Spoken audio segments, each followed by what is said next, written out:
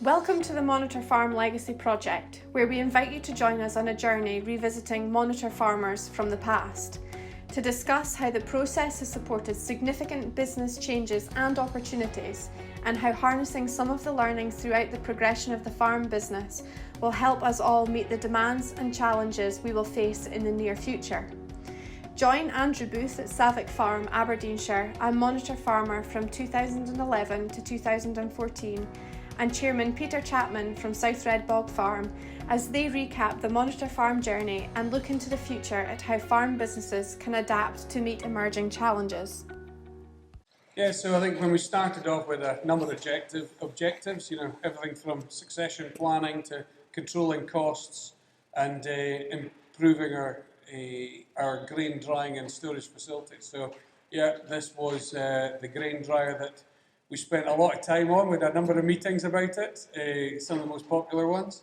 We looked at various different things from contract grain dryer, sending that away, to continuous flow dryers, to what we ended up with, which was the kind of floor drying system with the biomass aspect attached to it. So yeah, it took, I think it was year 3, it was the last year of the project that when we got to this stage. But it certainly has been a fantastic addition to the farm business. It'll help your carbon credentials in the future. Yeah. Is that an important thing for you? It's a very important thing, especially with the oats that we've got in here just now, with the oat gluten-free oat business we're involved in, and in the end of the day, getting close to that consumer and manufacturer who's wanting, we were also trying to achieve their carbon credentials to the end user.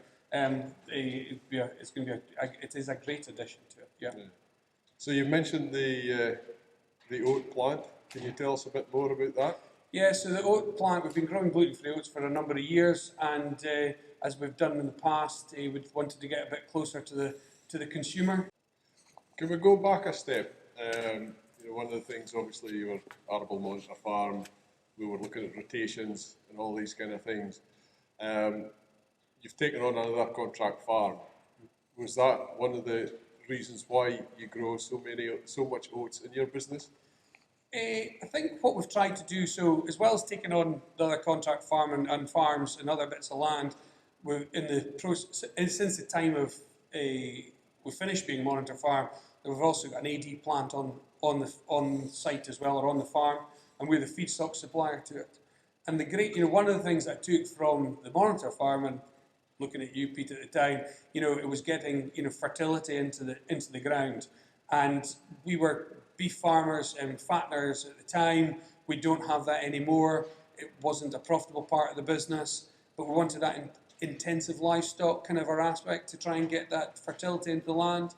And the AD plant seemed to be a really good fix. And an AD plant that's got grass, that we're growing 50% grass and 50% dry or cereal crops, forage crops for, is what we're doing, and that really has, as much as over the period we've got our rotation improved, I would say just in the last few years we've really got a rotation where we want it to be. A quick chat about data. Yes, Andrew. Obviously a big change there since 2011. So again, we keep talking about journeys. Journeys, yeah. But I mean, how are you handling data now? Yeah, I think that was certainly one of the early lessons from the Monitor Farm, was we weren't gathering enough data. If you can't measure it, you can't manage it. A scenario. So that was something in the crop bench we were talking about, not farm bench. It was in its infancy then, and we were one of the first ones, early adopters in that, and that really kind of got me really gathering good data and detail. And I suppose, and that's on the kind of financial data. I suppose we had been gathering the GPS data, the yield maps, and probably hadn't been doing enough with it over those years before. So that's a good baseline of historical stuff.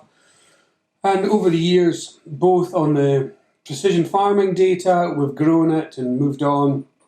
We've worked with various in the past, and we've now got, I think, on the precision side of things, as during the Monitor Farm, we used the Yaris N sensor. We did a trial with that to try and best enhance our crops.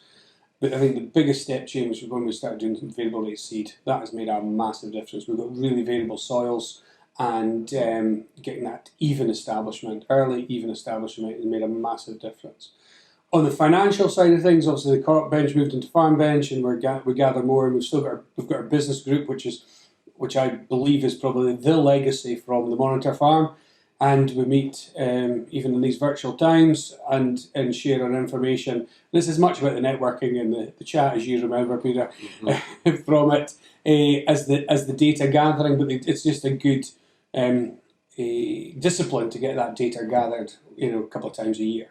But for ourselves, we're pretty intense in the data gathering now. As the farm has grown, we saw that the AD plant. At the end of the day, we will, when we're harvesting, we'll know how many litres of diesel has been used to harvest that crop of whatever, grass or rye.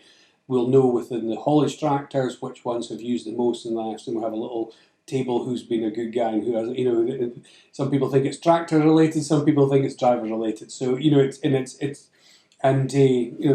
is how the detail we're down to. So that level of detail, I mean, has it been an evolution in how you change things, or has there been any revolutions in how you've changed things? I think it's been a revolution in terms of ourselves in our business. From where we have, it has revolutionised our business. But it has been the evolution to get. It's been an evolution of the business as the business has grown. We've had to evolve that and get that level of data to because if when we go back to our cropping, our renewable crops are not commodity, are not market price, world market price driven. They're within reason at a fixed price. Mm-hmm. So it's not the sales ledger that drives the profit. It's the purchase ledger. So we've got to get those costs just spot on. Yes, the sales ledger is driven by yield, but it's not driven by any other market forces.